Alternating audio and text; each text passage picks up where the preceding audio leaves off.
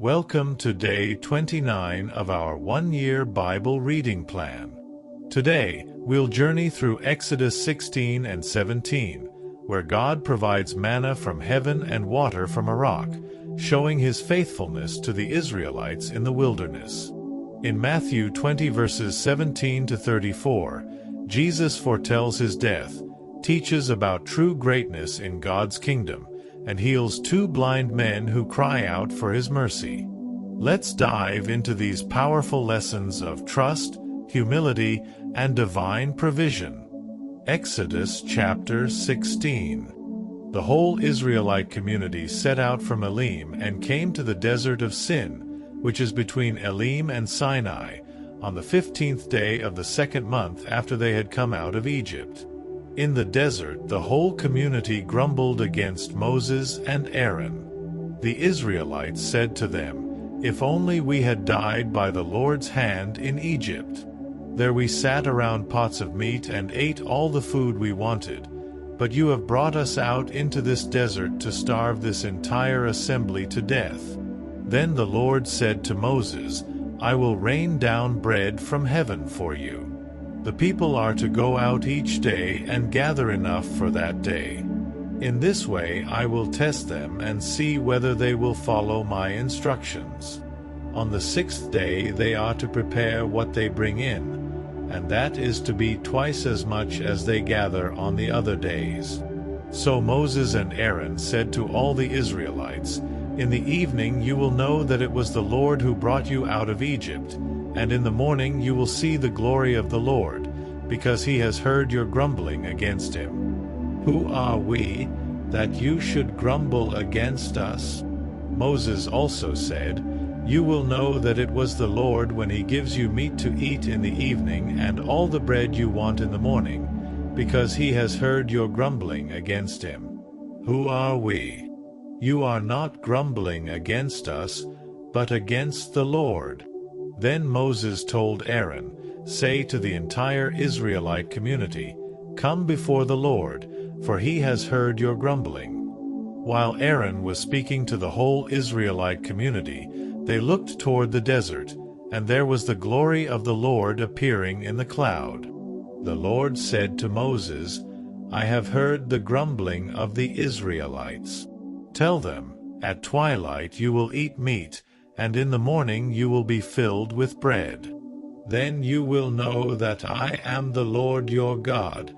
That evening, quail came and covered the camp, and in the morning there was a layer of dew around the camp. When the dew was gone, thin flakes like frost on the ground appeared on the desert floor. When the Israelites saw it, they said to each other, "What is it?"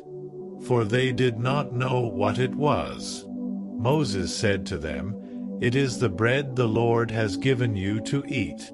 This is what the Lord has commanded. Everyone is to gather as much as they need. Take an omer for each person you have in your tent." The Israelites did as they were told. Some gathered much, some little. And when they measured it by the omer, the one who gathered much did not have too much, and the one who gathered little did not have too little. Everyone had gathered just as much as they needed. Then Moses said to them, "No one is to keep any of it until morning." However, some of them paid no attention to Moses. They kept part of it until morning, but it was full of maggots and began to smell. So Moses was angry with them. Each morning everyone gathered as much as they needed, and when the sun grew hot, it melted away. On the sixth day, they gathered twice as much, 2 omers for each person, and the leaders of the community came and reported this to Moses. He said to them, "This is what the Lord commanded. Tomorrow is to be a day of Sabbath rest, a holy Sabbath to the Lord. So bake what you want to bake and boil what you want to boil. Save whatever is left and keep it until morning." So they saved it until morning, as Moses commanded, and it did not stink or get maggots in it. "Eat it today," Moses said, "because today is a Sabbath to the Lord. You will not find any of it on the ground today. 6 days you are to gather it, but on the 7th day, the Sabbath, there will not be any. Nevertheless, some of the people went out on the 7th day to gather it, but they found none. Then the Lord said to Moses, How long will you refuse to keep my commands and my instructions? Bear in mind that the Lord has given you the Sabbath. That is why on the 6th day he gives you bread for 2 days. Everyone is to stay where they are on the 7th day. No one is to go out. So the people rested on the 7th day. The people of Israel called the bread manna. It was white like coriander seed and tasted like wafers made with honey. Moses said, This is what the Lord has commanded. Take an omer of manna and keep it for the generations to come, so they can see the bread I gave you to eat in the wilderness when I brought you out of Egypt. So Moses said to Aaron, Take a jar and put an omer of manna in it. Then place it before the Lord to be kept for the generations to come. As the Lord commanded Moses, Aaron put the manna with the tablets of the covenant law, so that it might be preserved. The Israelites ate manna 40 years, until they came to a land that was settled. They ate manna until they reached the border of Canaan. An omer is 1/10 of an ephah. Exodus chapter 17. The whole Israelite community set out from the desert of Sin, traveling from place to place as the Lord commanded.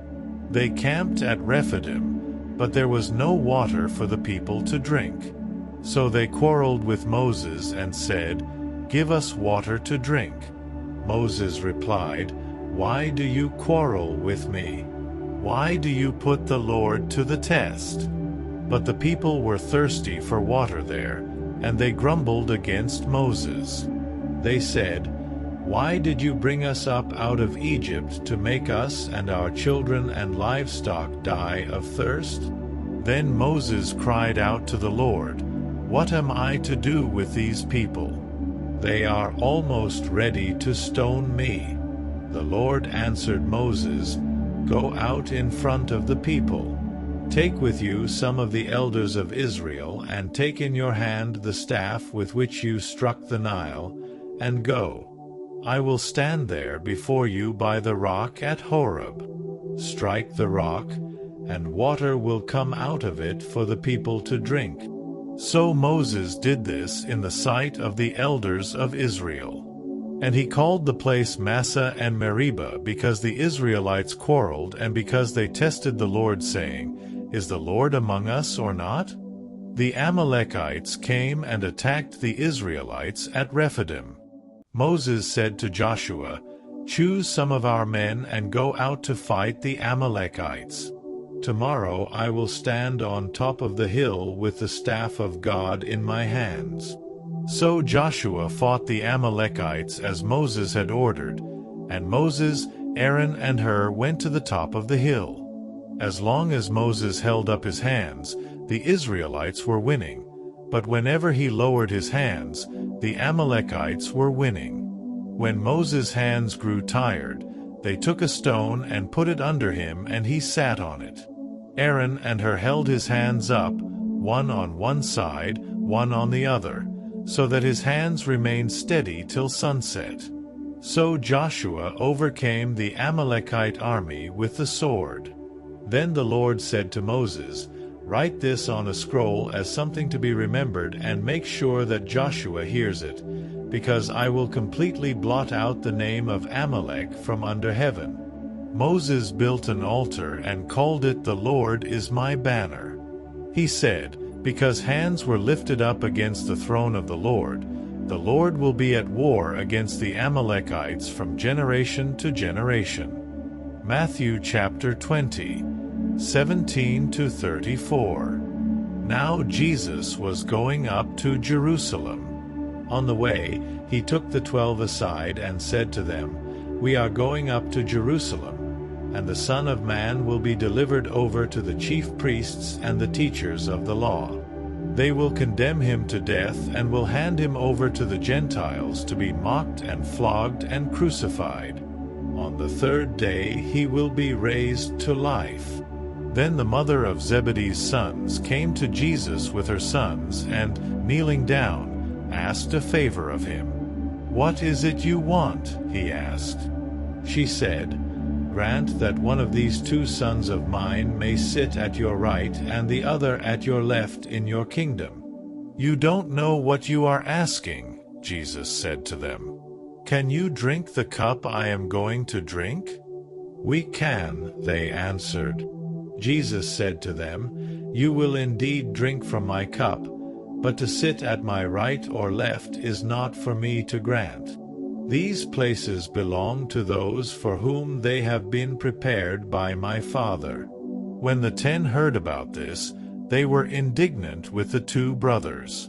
Jesus called them together and said, "You know that the rulers of the Gentiles lord it over them, and their high officials exercise authority over them.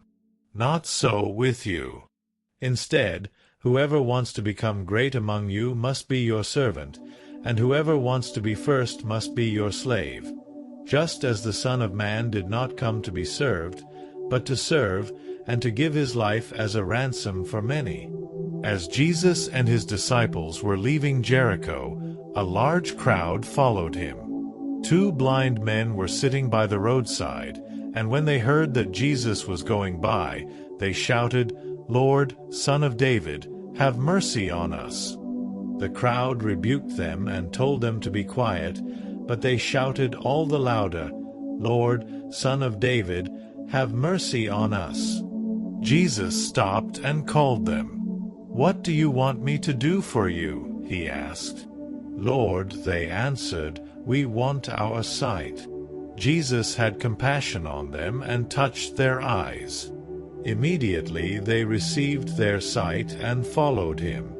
Today's reading reminds us that God is our provider in every season, and Jesus calls us to serve with humility and faith. What stood out to you in today's passages? Share your thoughts in the comments. Don't forget to like, subscribe, and join us tomorrow for Day 30 as we continue this incredible journey through the Bible.